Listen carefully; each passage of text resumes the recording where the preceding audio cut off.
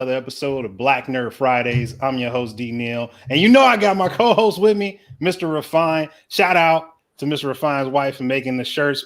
Hit us up. You want a shirt? We want to get some interest in. You know, that's what the front look like. But we might just make the front of our individual logos. You know, I got it backwards like Sudz. Shout out Sudz. Couldn't be here today. She was just talking about doing that too, actually. Yeah, so I think this is going to be the way. This is going to be the wave in the front, and then had a Black Nerd Fridays, the whole group picture in the back. Yeah. But today, you know, and I couldn't find my damn book, but that's why I got co-hosts. That's why the squad with me. I'm about to keep holding it up. I'm about to go to you right now, Mr. Fine. The Protector Saga. You know what I mean? Part 1. Branson Grant, man. Branson Grant is supposed to join us today. But like us and everybody else who's working a 9 to 5, the man has to get to work. So I understand. I sent him the link. He told me he'd be on. So we'll get to that with him when it goes down. I don't have I'm using my phone as my camera. Shout out to using your phone as a camera. Love all these apps. But Mr. Refine, you might have to get to our Black Nerd Fridays IG pages to see if he hit us up in the DM. And see if he hit up in the DM so we can see if we can get that going. So yes, today we're talking about the Protector Saga. Now, Branson Grant, just like when we had TJ Sterling on, shout out TJ Sterling and Joystick Angels, which is that's getting ready to ship out. So shout out to them. Shout out to Lost Children of Andromeda. Got that book, showed y'all last week, which I should have brought on. But again, we're focusing on the Protector Saga. But Branson Grant is a Black creator, okay, a man who is working on a novel, doing his novel is part 1, and on top of that, doing the comic that he's working on as well. So that is definitely going to be something that we want to look at and support and go by. For everybody joining us right now on the live, and then people who are going to watch us on the replay, make sure you hit that like button. You know how this algorithm go on all these platforms. So make sure you do that. Leave some comments, criticism. We love it. Let's talk about it. Let's have conversations. Love the dialogue, and really just want to get involved with the community more. So let us know. And last but not least, you know what we like to do here at Black Nerd Fridays. Even though we like mangas, anime, comics, movies, sci-fi, and more, we also love what? Craft beer. Of course, that's what it is. So while Mr. Refine is doing the check, I'm checking right now. Go ahead, do your thing. I'm gonna go ahead and just show you what I'm drinking. I only got 2 today. You know, I didn't get enough time to really get into this and go buy some more. But last week and the week before, I think I went real heavy on the beers. But we definitely gonna do something nice. We got to go back to this Almanac bourbon barrel peach sour. You know, that's something I know is real shiny on the camera, so excuse me. But this thing is still fire. Bourbon barrel, the peach notes are there. The bourbon notes are there. It's only 6.8% ABV, alcohol by volume, but it's definitely something that you want. And then, of course, we had to shout out Sudz. You know how Sudz get down with her Scarlet thing is fire, okay? 12.1 lemon cielo ale, a strong ale at that. And I'm just loving this beer, you know, not just because it's Sudz, but Sudz, her and Oak Park Brewing Company in Sacramento, California, they really made it happen.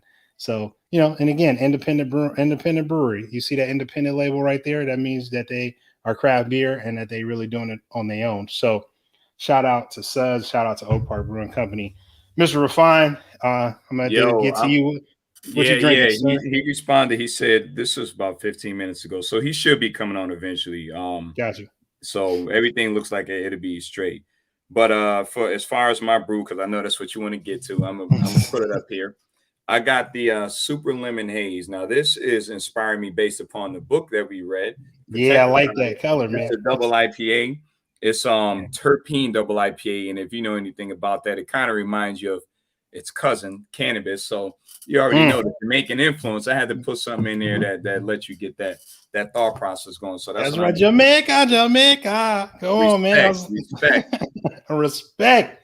Definitely, man. I gotta get good times. And shout out to Brick. Brick always tuning in. Brick, what's up with you, Brick? Right. Yeah, I see you, man. It's going down. Still gotta get some stuff to you, but man, let's give a just a quick synopsis. And I'll start with you, just on just what you. I mean, the focus of the story. And I know we're gonna have Branson on, but I just want to get from you your perspective. You know, just hey, this is what the story is about from your perspective, and then just key characters if you took notes on those key characters. Most of the key characters, I think of like 3 of them. You got the beginning, the League of Liberty or something like that, which a name I should have wrote down. I but I'll let you go ahead. I didn't really write them down too much because they were, spoiler alert, they were kind of taken out fast, so I didn't put too much info on them. Gotcha. But I did remember everybody else. So I kind of remember some of the names. You had Major Hammer, you had Lady Liberty, Impact, Momentum, and I believe it might have been 1 or 2 others. But as far as like overall the storyline, this joint, that's looking nice right there. Shout out Lupita for joining us again. Lupita, your girl ain't on today, but we're gonna hold her down with her beer. You got to go get it, Craft Kings. Even if you just and not drinking beer, sold out from what I remember. Try it. Oh, it did sell out. Dang. 12.1% ABV. That's what's fire about it. Come on. But anyway, go ahead. Like cut you off. No, I'm bringing the camera to you. That, you know, it has all those some of those key players right there. But the synopsis is pretty much you have Brandon, who is the protagonist in the storyline, and he's kind of going through some family issues, and I don't really want to tell too much of it, but he ends up having to relocate and move to, from what I understand, it sounds like Florida is where he's at, and he's living with the foster family based upon him losing his parents. That's not really a secret, and you have heroes that are in the world. So Looney, I think we ain't gonna get too much into these heroes, but his story is about what's going on and why Jamaica is looked at negatively and what's going on with him specifically and what's his influence or tie to his native homeland of Jamaica. So we're going to get into all that later on and what's going on with the story, but I enjoyed it. I really like reading it. There's some things I want to get into later on, but like I said, I ain't going to talk too much because I know I want to get the homie up here and ask him some questions and dive in. Yeah, man, you got to get how the link go. People getting on. But anyway, I'm going to pour this up. Shout out Brick for that hashtag high ABV life. Got to pour it in the glass one time for the one time. I mean, I see you, Brick. Brick always come through. Shout out to Brick. Got to hold up his glass. Hashtag high ABV life. Life. That big Brick Sherrera Beer Hut. You got to go get it. By the way, I love y'all logo. It looks like a beehive, a honeycomb piece or something like that. I love that. Man. I love it. Like a flower mixture type of situation. Yeah. But no, with this again, it's a part 1 superhero setup, but it also ties in a lot to the aspect of the Africana aspect of the diaspora for Black folks, which was only hitting on a little bit throughout the book, especially part 1. You have character, like Charles, who is a main character in his own right, but not really. But he's talked about and then he's brought back. You have characters like Omar, who are as a companion of James, a friend, and he actually traverses a lot of stuff to hold true to what he promised his friend Charles. You have like the main villain named Zazby, who, and I hope I pronounced that correctly, but Zazby, which is again not only mentioned a little bit in the book, but is like pretty much the main antagonist. Is like any other superhero story novel, there's always somebody else behind the bad guys that you see or the villains that you see, and I just enjoy it's really straightforward. You can pretty much follow along to a lot of things, but I also think that the character Brandon, who's really in probably the first 20-30 pages of the novel, is not really even the main focus, but you do get to understand the outcomes of the confrontations in the first 30 pages with Brandon, with Omar, and you just really get a lot of emotional stuff. And I think that's one thing. Yeah, you get to understand why the characters like that actually too. You just get a lot of emotion aspect from to what Mr. Refine said about Brandon's character and dealing with being pretty much being a not, I want to say necessarily adopted, but a foster child in a sense. And really dealing with the teenage antics, if we want to say that. So they're coming out of high school, going into college, and then you get a whole nother vibe, more futuristic aspect too. You get to learn about the 2 different companies that pretty much run the world in this story, and what they're about. One of the groups actually helps to synthesize for powers for people, soldiers. The other one's more the factory manufacturing side. So almost a mixture of like, say, like a Wayne Enterprises or Stark Enterprises, and then you Yep. have. I'm trying to think of what would be more like or like the government when they're doing the super soldier serum for Captain America.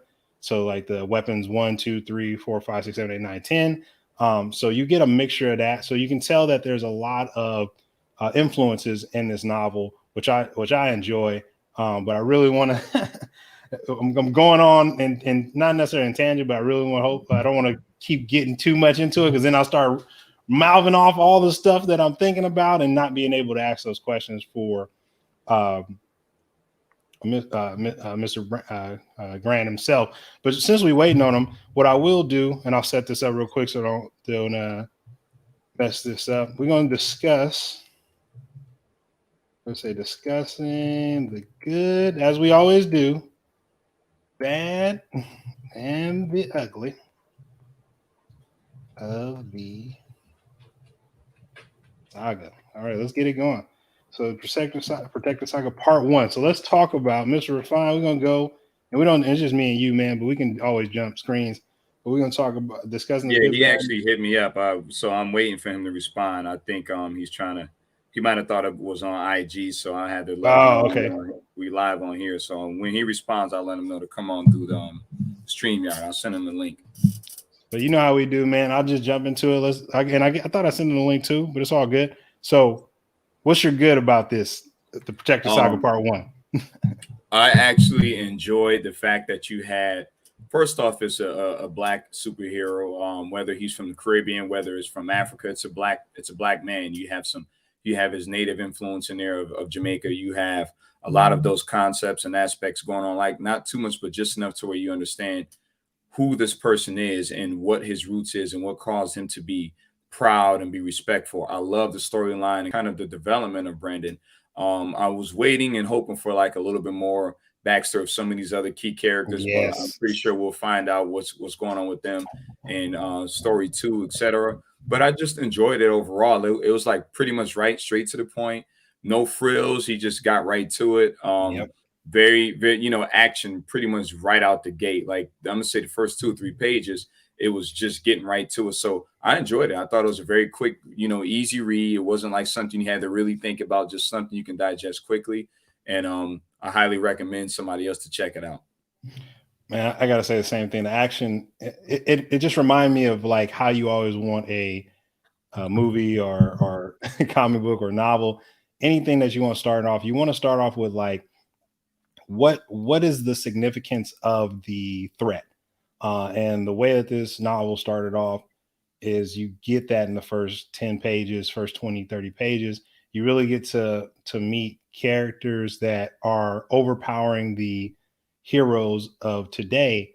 And then Brandon himself is going to be the hero of tomorrow. But it was like, it's more to it like than what even the heroes like Momentum, the what League of Liberty, what's their name again?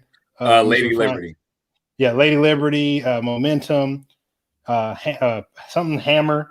Man, I wrote these down. Mega Hammer or something like that. Major Hammer. Major Hammer. There we go. And then you got the other 2 guys who one of them survives, which I didn't even write. I got him written down too, but I can go to the notes on that. But I think that was really great. A lot of action. Just setting the tone for what it is that you got to expect. That villain in the background that you really got to prepare for. Now, what was your bad, Mr. Refine? My bad was I actually didn't like the Divines, and I don't want to get too deep into them. I didn't care about the Divines at all. I thought that he kind of designed them to be a little bit indestructible, if you would. Like they were pretty much washing the people at the beginning, all the superheroes that were fighting him. Like every time somebody came in, they whooping 2 or 3 of them ass, and then somebody comes in to save them. Then one of the Divines might beat them, and then here comes another one in to help out the current one that's fighting. It was more, first off, it was a male. Then you had a female come in that were both Divines fighting him, and I didn't like the fact that they were invincible. It reminded me of kind of Superman fighting Doomsday or something. So they was just washing them early on, right in the beginning of the story, and that's why I said they kind of just wiped them out, and it doesn't really leave you with questions. They just kind of got right to it and were like, all right, these guys are gone, and now the heroes are in hiding after they got their ass whooped. So I didn't like the Divines because of that reason. That was my bad. I love how that man said, and like how the heroes got the ass whooping in the beginning, like the indestructible. Definitely my bad is gonna be I gotta put Omar in there, man. And Okay. and the only reason why I say bad in that sense is because he in the story, some things happen to where he really is almost like the watcher in the sense. He promised Charles some things that he would and would not do. Saw some things happen, and he was like, no, still let it go, still let it go. Then finally got involved and didn't have really a strategy on how for the amount of time that he has been watching, he didn't have a strategy on how to do it in a way that actually could not necessarily put him at risk, but also put the people or his people that he was getting involved with and at risk as well. So that is actually my bad. And I had to think about that while I was driving home. I was just like, yeah, man, I got to put Omar as the bad, man. I just got to put it as Really? Yeah, I know, right? Sounds That's horrible. surprising because I actually liked him. Like he had a little bit of a backstory. You kind of understood his purpose and everything and why he was there and why he ended up, getting in touch with the main guy. I don't want to talk too much about that, but I like Omar, but everybody got their preferences. Now, what was your ugly, Mr. Refine? What was the ugly? I actually didn't have an ugly. I didn't want to Nice. I didn't want to be too hypocritical. I didn't really have an ugly. I feel like I was waiting for more, so I can't get too ugly because I just need to read whatever the next saga is in there. So I didn't have an ugly, honestly. I like that. Ugly. Did I have an ugly? Yeah, I got an ugly, man. The way it ended, man, I wanted more. No, I wanted more, but I knew it was part one. But no, I guess the only ugly part of it, yeah, it really was no ugly, man. Like I know we put good, bad, and ugly, but I didn't have an ugly. Oh, I do. I kind of it's almost like a bad / ugly, so I'll just say it anyway. I gotta say, Charles, you fucked up, man. Like I understand. I got it, man. Ride or dies and stuff out here, and I truly get it. But yeah, man. Yeah. I was just You didn't like Charles either? Charles gets the you played yourself award, and he did it for everybody, man. So yeah, sorry, Charles. Charles to me was more kind of like being a Bruce Wayne or Superman, where he didn't want to kill anybody. That's why he did what he did. So I can't give him too much flack. I will say if I wanted to get deep into it, I could, you know what I mean, like talk about maybe what was going on with the country and why they got so much flack. That aspect right there wasn't like that good, as far as how they treated the people from the Caribbean, whether it be Jamaica, the Virgin Islands. I didn't like that aspect, but I didn't want to be too not hypocritical, but too critical on what was going on in the story. So like I said, I didn't have too much of an ugly on there. It was cool with me. Everything was good. And I'm waiting to see what's going on in the next one, which I'm sure is already out. And without further ado, it's about time to bring on the creator himself. You know what I mean? The one and only Mr. Grant, Branson Grant. What's going on? What up with you, though? What up? Can you hear us? Yeah, I can hear you. Yeah, it's great. Oh, yeah, there you go. All right. Yeah, my bad about that, man. I should have been like, yeah, it's a live stream, not the. That's why I was like, I was gonna send the link. First and foremost, man, it's a pleasure to at least see you, not necessarily in the flesh, but see you in face to face. Definitely, we were just talking about the good, bad, and the ugly as we were waiting on to get on you. But we got a lot of questions, man. I know you gotta go work soon, so I'm gonna hop into it. But before I hop into the questions, can you just we gave our little bit of synopsis of the novel without ruining it from people and making them say, I already know, so I don't need to buy it. So if you can give your just take on your own work, right? Crazy. But if you could do that, we appreciate it. And then we'll jump straight into questions. Yeah, it's a story about a kid, kind of growing up in the States, away from, his homeland and everything like that. But at the same time, it's kind of a story for all ages. You'll follow his growth along this path, and develop into the world that I created for the Protectors. The first part is, basically just an introductory to kind of get your, feet wet in this world of the Protector Saga. So it's, to me, it's a book for everyone. You'll follow the path of Brandon and see, so many other characters be developed as well, not just him, because I feel the world is made up of multi, people. So you'll follow their journey as well.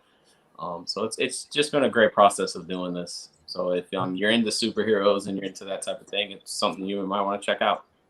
Yeah, definitely enjoyed that. Definitely enjoyed how you depicted all the characters. I think that was really great, especially because you didn't have at least reading the book. If people don't follow you on social media, they wouldn't see all the comic creating that's going on the backdrop. So they wouldn't be able to be like, oh, that's what Lady Liberty looks like, or something of that nature, or Impulse or Nicholas. So I just love that, or Momentum. So really love how you detailed that.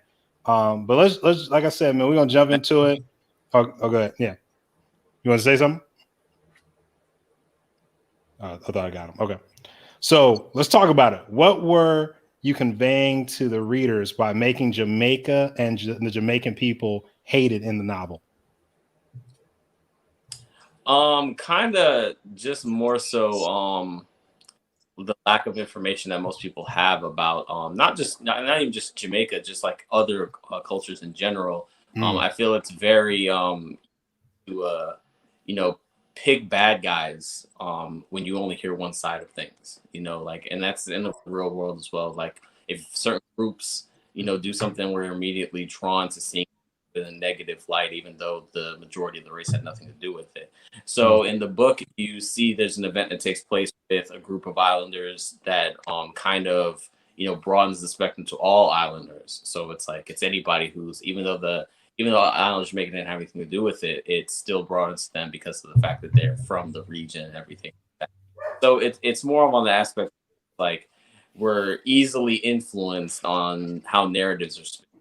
So that's where that came from for that. I like that. I was going to actually ask you next, kind of what. First off, I'm going to assume your heritage and ethnicity and culturally is Jamaican. So if that is correct, what inspired you pretty much to make up the story, despite having, like you said, being grouped into having a negative stereotype, etc. So am I correct on your cultural and heritage, etc.? Am I correct on that? Yes, yeah. Both my parents are from Jamaica, so growing up, and it also came even like writing the book itself, it came from a fact. Growing up, I grew up primarily over here. I've been back and forth to Jamaica a few times, and it's always an amazing trip to go back over there. And it's something I can't even describe. Going back over there, just being around your own people and just people who understand you. There's a level of understanding you could just never get from being anywhere else.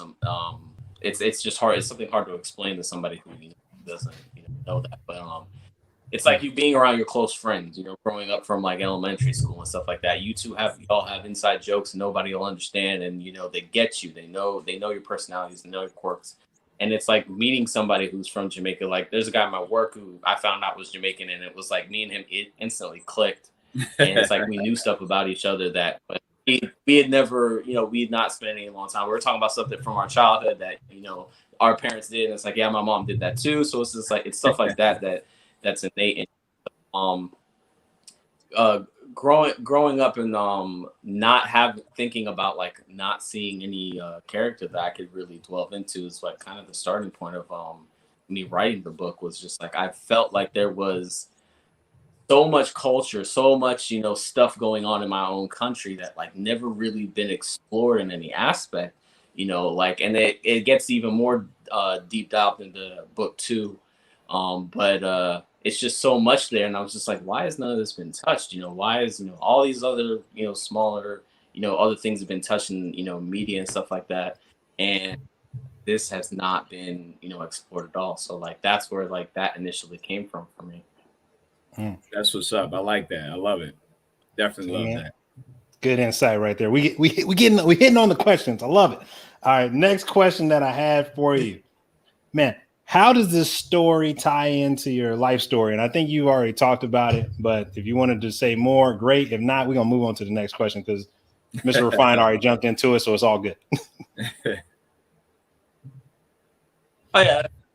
So, I mean, for the most part, it's a combination of like actual events that have taken place in my life, like between like people and stuff like that, and different feelings and emotions and stuff like that that have gone on. I mean, because like I love implementing a lot of people that like I know and people that are real. Because like I call them up all the time. I'm like, hey, look, I'm at this part. What would you do in this circumstance? Or remember this? You did this. Like how do you remember the story? So I can interject those things in there. And the probably the best thing I've gotten back is when people tell me they're just like, oh, I love the character of Adrian. Like he was so real. Like I felt like I had a friend just like that. I'm like, yeah, well, that's because I had a friend. Was my real friend. But like, so it's great to hear that because they understand the characters are real, and I feel that's a suffering of writing. When you don't fully flesh your characters out and make them feel real, or you do things to them further along in the story that don't feel like things they would have, that would make sense for the character to actually do, given his convictions or stuff like that. Because that's when fans feel betrayed. They was just like, he would have never done that. There's no way he would. So like, you have to make sure by a character being real to me, it gives that voice that it's a little bit extra that people have really gravitated towards.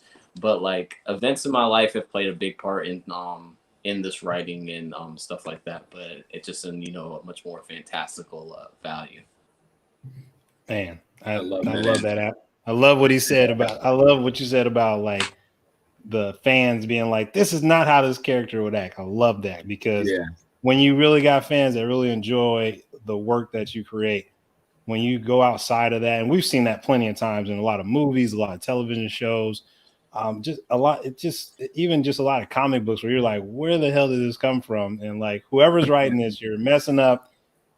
It's not even that they're trying something new. It's just like they're taking someone in a direction. Would be an example of that. In a direction that's not even like didn't even lead up to that person even making that decision. It was just trying to get that wow factor, and that's what I think with so many people when they're reading novels or reading comics and mangas that they just like don't do that. So appreciate that 100%.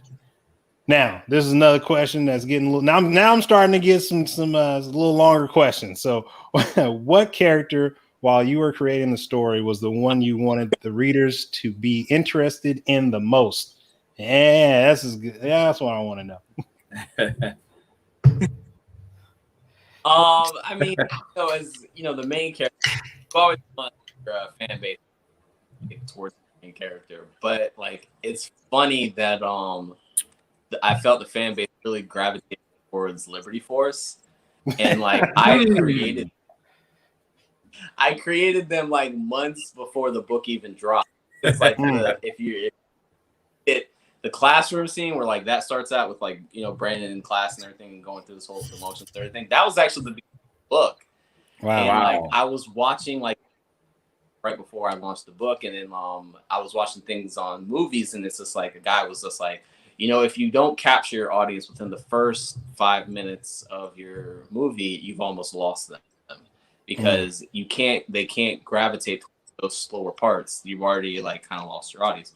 So I was like, I need something that's, going to get people at the beginning of the book. I need, some event that's going to, really capture them. And the Divines weren't even supposed to show up until like almost the end of the Protector Saga, like way down, like book 10 or something. But then I started thinking about it. I'm like, what catalyst starting out for all this? What if that was like the big event that happened? And he's just like, all right. So then I was just like, well, I got to create something to, fight them. And I thought about doing like, the Protector already at the final fight and then him flashbacking on his life. But then that like took away from everything because it's like nothing can happen to the Protector or his team up to the final fight. So it's like you're not going to worry about anything. It's going to live to the end. This. So I can't surprise you or anything. So I'm like, okay, I don't want to do that. That's not going to work. So I created this team. I'm like, I love Golden Age heroes. I'm a big fan. I love the JSA and, I love like the old school Captain America characters. So I was like, I should create like this older kind of team that kind of, is going to come and fight them. So like, not only would you be able to see this battle in the beginning, this great battle, you'd also be able to scale on like the Protector's going to, if he ever has to face these things, he's going to have to get this strong just to beat them. So it gave the audience kind of a scale of power that he's gonna have to reach to even, you know, face this threat eventually, or whatever the case may be. So I created this team, and like I really enjoyed creating. I loved the outfits, the way they came out. I loved their personalities. I loved everything about it. And then like halfway through the story, I'm like, I don't want to do anything bad to these people, but like this was already scripted to happen. So I had to do it, and I'm just like, and then like when I released it, fan base just completely came at me like, oh, they're the best characters. I had to stop reading right as that page ended. Like I was just so like distraught. I'm like, oh my gosh, what have I done? So you did a beautiful job. That's what you done. Yeah.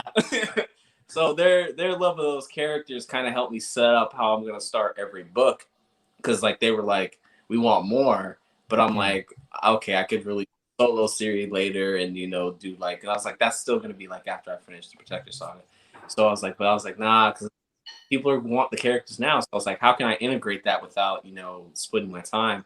So I figured out a way to do it, but it's because of the fan base that they helped me do that, and they'll get a bigger story of Liberty Force and more of the Protector and everything that they wanted. So it worked out really well.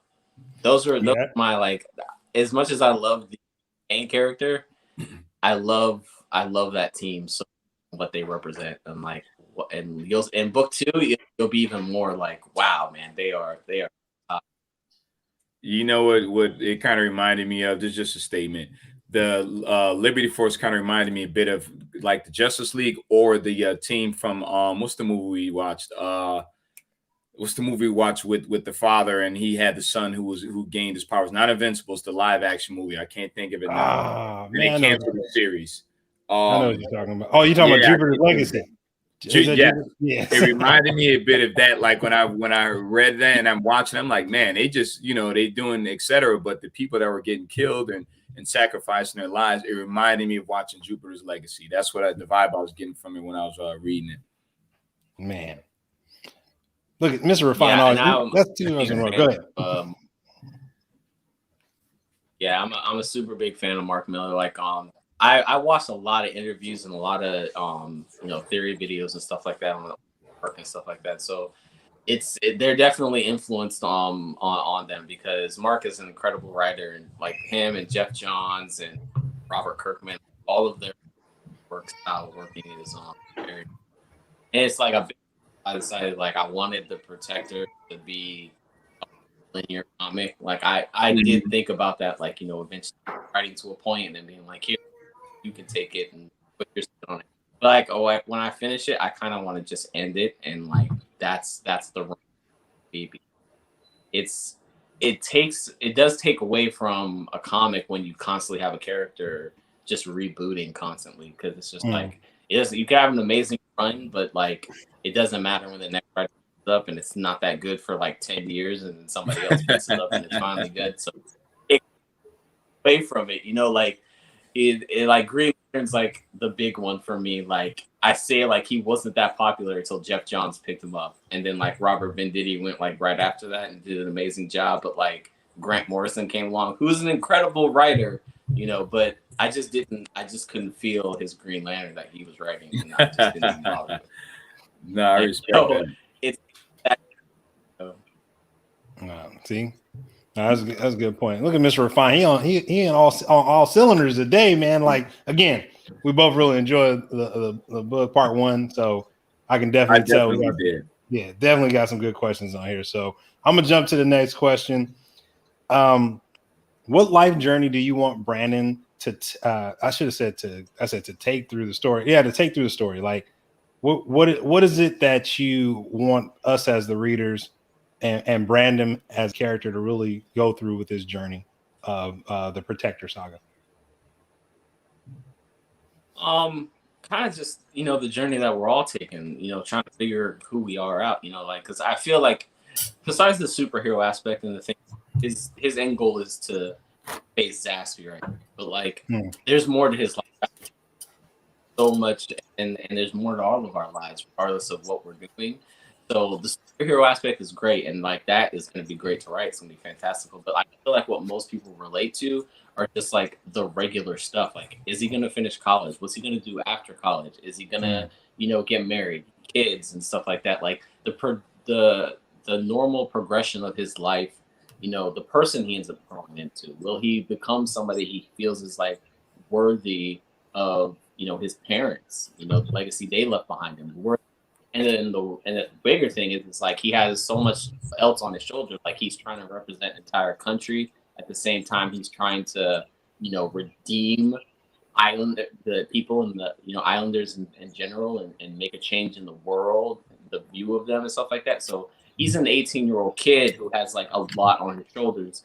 But at the same time, he's just trying to be a kid. He's just trying to live, a normal life at the same time, with all this fantasticalness and all the responsibility he feels upon him. And book 2, like, I'm writing it now. I'm like 236 pages into, 226 pages into book 2. And it's amazing to, even for me as the writer, to see, like, as my writing develops and the character develops, all the path that it's taken. Like, eventually Brandon will just be an older person and be able to look back on his life and see where he started, and see how much he's grown since then. So I just want him, my goal is for the audience to grow with him. It would be great to me to see a 10-year-old kid read the Protector Saga, or anybody in their age, and sit down and maybe pass that along to somebody else who's younger than them, and be like, I remember when he was a kid. I was a kid reading the Protector. He has kids now. I have kids now. It's that type of progression to people to be able to see, and share with their own families and share the journey and everything like that. So it that type of stuff is what builds that type of nostalgia. That you're able to look back. I feel like it's stuff like that, like Invincible, when I was reading, which is like one of my all-time favorite comic series. Like, but I found out about it like I think a year and a half ago when I started reading it, and the progression of that character to what he is at the end of the book is completely different than what he was at the beginning of the book. So it was great to go on that journey, with the character. It's the same thing with like anime. Like, I feel characters in anime do that very well, like Naruto and stuff like that. Like, they age the characters, and like you feel bad that like you've been watching a character for like 10 years because it took you that long. But at the same time, when that payoff comes, like when they meet the goal or they have a family, like, man, dude, I was 10 when I watched that, and I'm like 25 now, like, feel that, like that builds a sense of nostalgia for you, that you've been watching something long. Like One Piece is crazy long. That's insane that I've been watching it. Man, feeling like that. I feel like the truth. That's to a great deal, because they just keep starting them over. Like, Superman has started over like 3 times in the last like 10 years. That's like a lot. He's gone back and forth. So that's what I feel a lot of comics do, a lot of audience. Man, yeah, agree. Because I remember when One Piece came out on the WB. All right, and I was watching it. I was like, man, I don't know what the hell's going on. Yeah. Rap. Yes. And then I was like, no, I'm good. Then I started reading the manga, and I put it down like, no, I'm good. And now I'm like, we're talking about, I don't know how many years. It's hundreds of mangas, and it's crazy. So I look forward to the Protector Saga, or just the work that you're doing moving forward, something like that, because I think that slow burn is something that a lot of creators are starting to understand. Is like, yeah, I know paying the bills is rough. I know doing the 9 to 5 and being a creator, or going out to all the cons and really promoting your story. At the same time, that slow burn is what is the longevity that a lot of entertainers, or just a lot of people in general with careers, talk about, that people seem to miss because of the way social media is like, bam, just hitting you constantly of like, you got to be here, you got to be here. So I love the fact that you mentioned those Naruto and One Piece, because especially One Piece. I mean, One Piece is like just slapping everybody in the face. Like, that is, we talking years upon years upon years, and it's still going. We're not even nowhere near the end. Like, that's how crazy that is. So, man, that's what's up. So another question I had is, will readers get a better understanding of the life of that Charles and Zabi's live? Because I think that you hit on that in the book.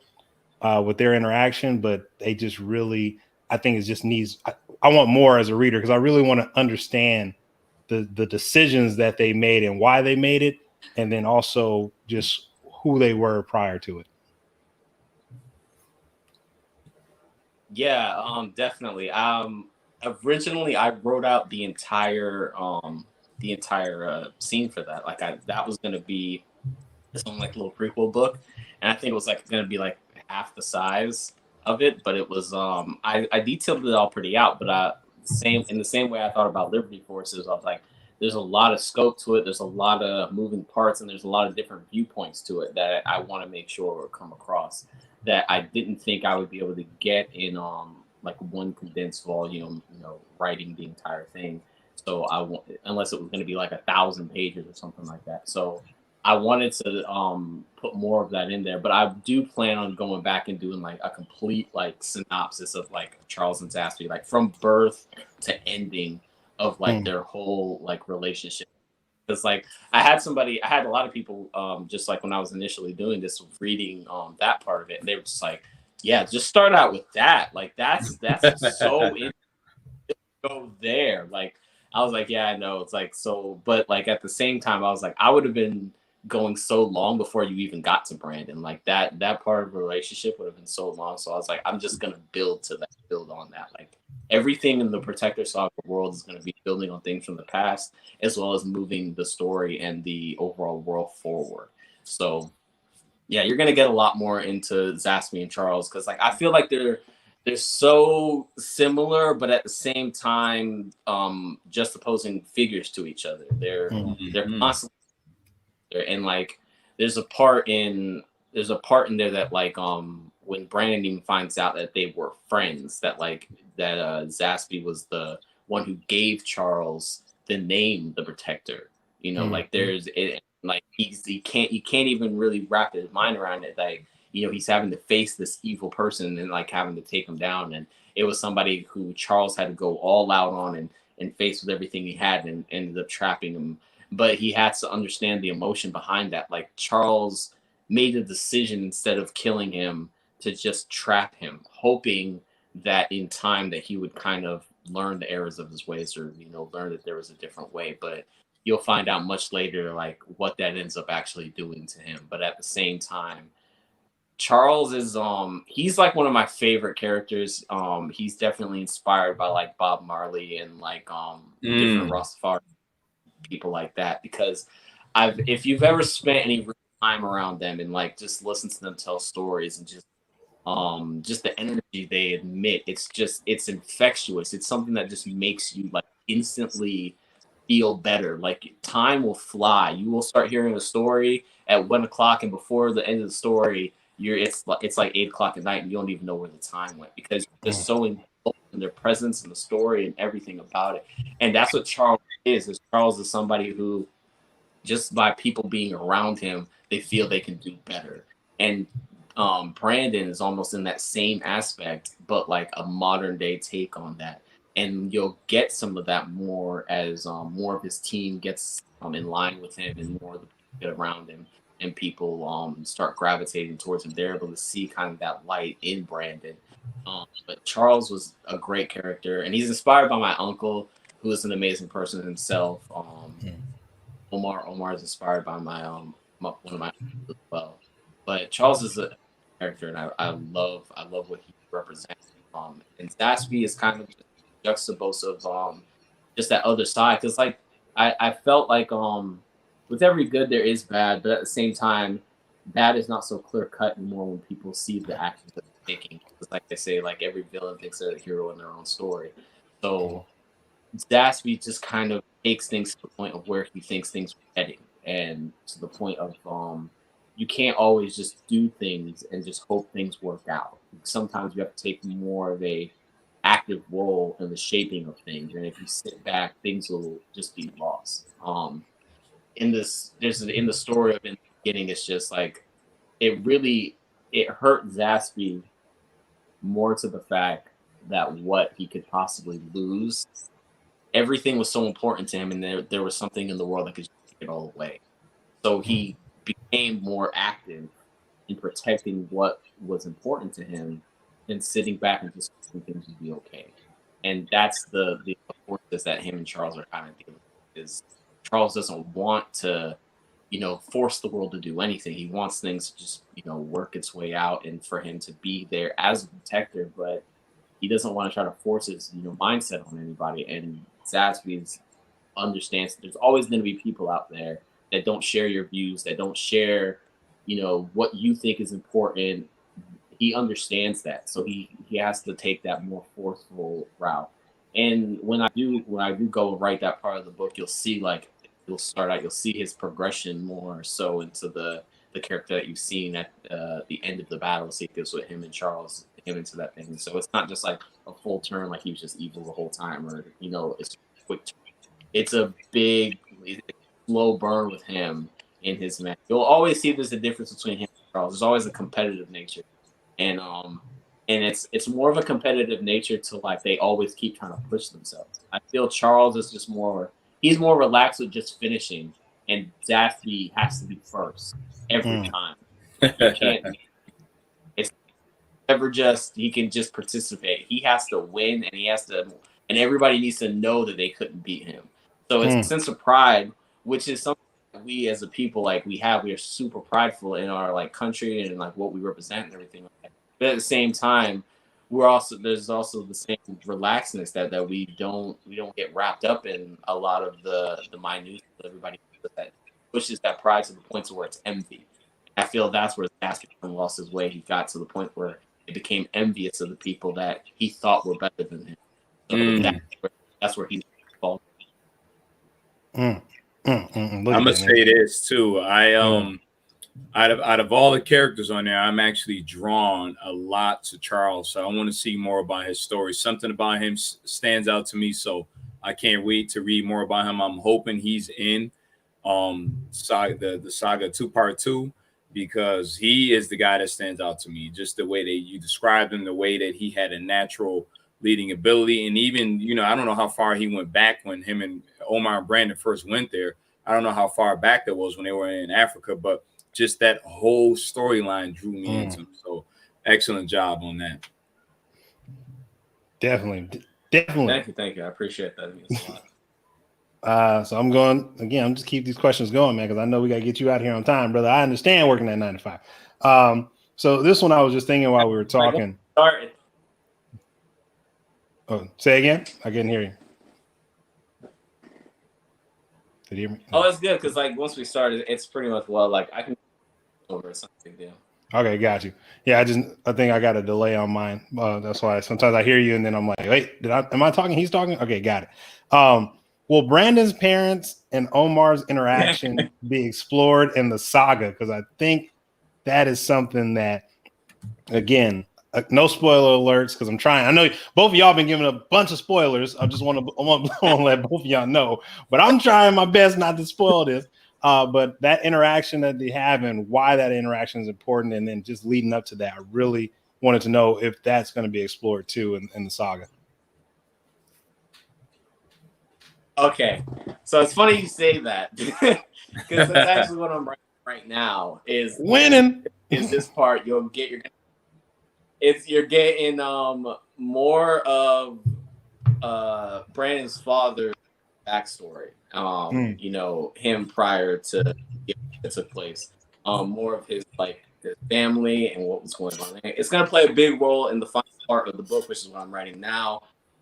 So it's gonna be, and then Omar, and there's a scene that I worked on here recently, and it's really I felt it was really cool because it touched on a lot because it's Omar actually met Brandon's father when he was younger, when he was probably around I said 10 or so like that. So he tells him that he's actually one of the only versions of Charles's descendant that he actually interacted with directly for a sufficient amount of time, but at the time he kind of had to separate himself because he didn't want to directly influence the thinking process of any of Charles's descendants. He wanted them to be their own people, their own descendants, their own man in the world. because at one point, like he's thinking, he never wanted to have anything to do with them, not because he wanted to stay away or anything, but because he felt like by preparing them, it was almost guaranteeing Zaxby's return. So at the same time, this is something he never wanted to actually have to happen. He wanted them to live their own lives and, you know, go about life as it is. But he actually, for some reason in him, he just wanted to, you know, be around Brandon's father. So the two of them are a lot closer than probably most of Charles's descendants. So you'll get into that later. And but yeah, Brandon's family will actually be more explored in this book. And it's gonna be like, it's probably gonna be the best part I'm gonna write, because like it just has so much. This is like, it's like a lot of Jamaican culture here. It's the Maroon people, who are people who live up in the mountains. They escaped during slavery times. They ended up fighting the Spanish, and they were so like, they knew the territory. They grew to the territory so well that they actually had to, the Spanish and them actually had to surrender, because they couldn't fight them on their terrain. They couldn't. They're so used to that single file marching and everything like that. But trying to fight that in the jungle with a kind of like a guerrilla warfare, if you don't mean me interrupting. Like that part is gonna be incredible for me to write, because I'm gonna put so much of the real world lore on top of like my own fantastical lore in it, like why they were so good and why they were such these prominent warriors and everything like that. So it's great. And I also love doing the research. The research on it helps me learn more about my own people and everything like that. So it's gonna be really good. And when you get to that part of the book, it's gonna be nonstop. It's gonna be amazing. And every time I keep, like, you know, I'm driving or whatever, I'm just like, oh, I should add this in there. Or this is gonna be a part. Like, I want to really show the like fighting prowess. Like, y'all thought the Wakanda fight was amazing. It's gonna be nuts. All right. So you got some big shoes to fill if you talking like that. I can't wait to hear about this. I'm saying, man, he putting the hype on it, so we're gonna ride the hype train and make sure it's fire. So I love it. No, and hey, go ahead. No, that's the thing that I enjoy too, is because like then as like you get excited about it, and then people are like, all right, this is what I expect, and it's like now you got a little Zaxby in you, and you like, all right, now I gotta let everybody know what's up. Matter of fact, you know, before I move on, Zaxby is actually the character that I enjoy the most, even though he didn't get that. I mean, he only got a little bit of shine, you know, because I just like, not to the extreme, but I still know that there's more to Zaxby, and a lot of times villains are they're just more complex, and they just have a unique aspect to them, to like the point that you mentioned before. Every villain is a hero in their own story, or every villain started off as a hero and then went down a different path. So I'm definitely looking forward to that. I think you draw more off the influence of Killmonger. That's why you sitting there. That's right. You already know, man. You already know. Yeah, I already know. You already know, man. I love it. I was like, yeah, don't lock me in the cage. Just throw me in the water with my ancestors who didn't want it. Oh man, let me not. I get it. I respect it. You already know I feel that. But anyway, let me move on. So one of my next, and this is the last couple of questions, but this one right here, I just thought about this. Well, Robert gets some shine in the story, man. And Robert, you know, that's not even really a spoiler alert. Robert is the costume. He creates all the damn costumes for the heroes. The man needs some shine. All right. I need to know, will Robert get some shine? Oh yeah, dude. He's so much in this second part, man. Like you already want to know. Like it's a lot actually. Because it's hard to say it without like giving like yeah, he's gonna him and his son, and you're gonna find more about Impact. You're gonna find out what happened after, like with his life and everything like that. Like I do like this one is like. There's a lot of Protector in it, but at the same time, like I think like the first major part of it doesn't have anything to do with the Protector. It's all about Impact and like you know what his journey. It's the first time he met Liberty Force. It's what he's doing now with his family, the events that precede after that, what'll happen, what his relationship ended up happening with him and Robert. Like it dives into all of that. So you're gonna get like the first opening scene is crazy to me because like it was a Liberty Force scene and it was like their first official meeting as a team together, deciding that to work together for the first time, and the first time they met Impact. So like it's all incredible. It was like it's one of my favorite scenes that I wrote so far. But I can't wait to get to the ending scene. But yeah, Robert will be a lot. I feel like even with him, it's even though he's just there, like he's helping out and he's doing what he can, but at the same time, I feel that the journey with him and his son is going to be really important. You'll see the person he is, because like most of the time when people write characters like that, they're always the evil businessman or whatever the case may be, or whatever the case. But it's like I wanted somebody who's trying to do something good, but just kind of got caught up in the mix. And I feel like that's the story for everybody, because sometimes people just make the wrong decisions, and you eventually realize it, and you're trying to fix it. You're trying to come back from that. And there's a lot of people who won't give you that chance. There are a lot of people who's like, no, you did this, and this is always what you be. But you sometimes just have to rise above that. You have to, and you'll see his journey as well, like him trying to make these steps and the things that he do. You'll find out a lot about what happened. It's going to be a lot of opening stuff from the first book, but it's going to set up a lot of stuff for the book 3 as well when that comes out. Nice. Good to nice. know. When are you actually releasing book 2 and book 3, or book 2? Because you said you're still writing it right now. Because I definitely want to jump on that ASAP as soon as you drop it. I'm hoping to release it about the same time I did this last one, so I'm thinking like next February. But I'm hoping to be finished with it this year ends, because like I got a new computer and everything, so I'm typing a lot faster and everything. So and then I promised people 300 pages, but it might be a little bit more. And I'm also planning on probably reintroducing part 1 in with part 2. So it'll be like 400 pages.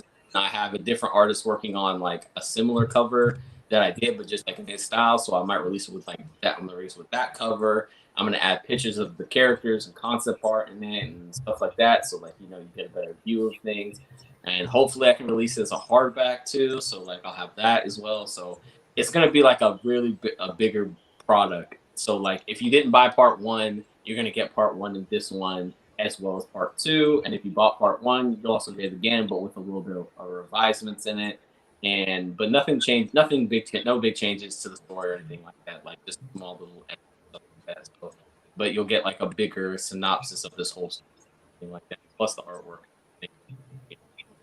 And that leads us to a segue question. The last question that I'm going to ask is, what will the Protector Saga Part 2 bring to the reader? And I'm take it away. For me, it's gonna deep dive more into the lives of the characters that I've got. I feel like since it's such a bigger project, because part 1 was 17 pages, and this one is gonna be close to 350. Get more a deep dive into the world of the Protector Saga, the different characters. There's much more characters in this one. Like as far as like right now, like major characters, I introduced like probably like 6 or 7 different new characters, and went so much more into their lives and what they're doing. It's going to be fast paced. It's constant motion, keeping up with it. All over the world, I go from Jamaica to back to New York to Barbados to just all over traveling. So many different locations and everything like that. A lot I explore in the Island Kings. That was another thing. Like you get to meet one of them and like see what the islands actually what his island actually looks like now, after the war and everything like that, and what he's been doing for his people and stuff like that. So you get to really see that. And even Brandon's surprised when he goes there, because he had one opinion about things and what he expected to go there, but he's staunchly surprised when even the mentality of the Island King and things like that. So like, because he asks him, there's a part where he asks him, he's just like, like what drove you to like, take the action to do. And he gives him a response that Brandon almost doesn't know how to come back from, because he almost feels the same way. But at the same time, he does able to, give something that, you feel worth for it. So I feel that you're gonna get a bigger dive into as it is. Me personally, I can't wait for the comic book to be done. That's my like big thing right now is I can't wait for that project to be finished. Nice. Yeah, I didn't mention that, but let me close this out so the people on the replay won't be like, we're still talking about the same thing. I definitely don't want to forget about the Island Kings. I love the fact, and I didn't mention it, but to end off the show, I love how Shroud and Brandon's interaction was. I love how he gave him a realization of what it is when it comes to people, and then also Brandon got a realization from the people he thought he was protecting, and their understanding, because again, he just didn't understand that you have powers. So we're talking everyday people versus a person that has powers, and that sacrifice that a lot of us, since we're talking about Black folks or the diaspora, a lot of the sacrifice that our ancestors made were not, they weren't superpowered people. They were just people who were like, hey, we're going to do this, but they laid down their lives. And when you have children and things of that nature, you think differently. So I completely love that aspect. I didn't dive into it too much, but there's just so much to the story as you read it just on part one that part two, I'm looking forward to it, and loving the fact that you want to bring in the perspective of the Island Kings, and really not that, again, back to what you mentioned earlier, this persona of a person or a group of people without really talking to them. And that's something that's gone on just throughout human history, going on right now with the United States and Afghanistan, going on with Black people in the United States, Black people around the world, and colonization and how that affected us, all these things. So that I'm looking forward to 100%. But before we get off of here, because we already hit up the hour mark, is there anything? Definitely tell everybody where they can find you. We know you can get the book off of Amazon. Mr. Refine, can you hold up the book, please? Because I definitely couldn't find the damn book. Bam, there we go. Get off of Amazon, but let everybody know where else they can reach you, and then that comic book when that's coming out. And I'll leave the floor to you before we get off of here. You can reach me at Grant 50 on Instagram and Twitter, and I'm Branson Grant on Facebook. Yes, you can get the book on Amazon. I greatly appreciate all y'all support. I also have another account, the Protector Saga 01, which is like a more of a backup account. I was just dealing with some issues, so I created that for that. But yeah, you can. Main thing is you can grab the book off Amazon, and also send me a message as well. I love talking to my fans. I feel it's most people like they'll not think it's really me. They don't think a lot of people like once they get doing what they do that people stop talking to people. But I love talking to my fans. I love giving them advice or well wishes. I get a lot of amazing messages on Instagram, and it's appreciate everything. The comic book is in development. I don't give any release date on it because my artist he's absolutely incredible. Carlos Barberi. He's working on Spawn right now, and he's also, doing other stuff too, plus his independent stuff that he's well. So I'm lucky to have him. I'm lucky to have my entire team. Walden Wong is an incredible inker. He's worked in Marvel, DC, and everything. So he's amazing. My colorist thing, my whole team is it's really mind blowing to me that they are my team, that I can even say that, because of the credit I have to their name. I've said this before, but I'll say it like 1,000 times. I really didn't think this level of people would ever be on my project until way later on in my career, until Protector Saga was way more than I needed it to be. So to have the first issue done by these incredible people, it's truly a dream come true. The first page he sent back to me, I couldn't believe it. I was just like, why are you putting so much detail? This is beyond the work that you do for, Marvel and DC. Because I love his work. His work's incredible. I was a big fan when he was on Green Lantern. So but I saw what he sent me, and I'm just like, the level of detail in these buildings and the facial expressions and everything. So when he first sent me the first actual superhero page, with it was Major Hammer. That was the first one he sent me. I was just like, that's Major Hammer, all day. Oh my gosh. I couldn't believe he just got it. You know, he just got what these characters you know, embodied and what they should look like. And it's a funny story. It's like he drew a page like the first scene, like where Major Hammer, like he's like stops this truck, and I just wrote truck. I didn't write anything specific, and he drew it, and it was a van, and the van was the same van my dad owned, like when I was a kid, like the exact van. And I never told him this. I'd never had any conversation with him about it. And he drew the exact van. I was like, that's insane. Like, how did you even? Because like the van is like, it's like a 1974, you know, van. I was like, why? That specific van, like that it takes place in current time. And I'm like, that makes no sense. I'm like, that's great. So I was just like, this is how I knew I had the right person on the project. It's somebody who just knew me so well, and like me and him, we have a great relationship. It's crazy. I've never had to like really change any page, except there's one page that I changed that he sent me, and or was just suggesting, because he drew Liberty Force together, but there was like 3 panels above them, and it was them talking. And I was just like, well, they were like running at you in the bottom. I was just like, well, this is the first time that you're going to see the group of them together. I was like, that should be a splash page. I was like, that's going to be like a poster. That's going to, you know, on a shirt. So he's like, oh yeah, you're definitely right. So he just moved it around and like one trying to think of them like, you know, coming at you. So it was really incredible.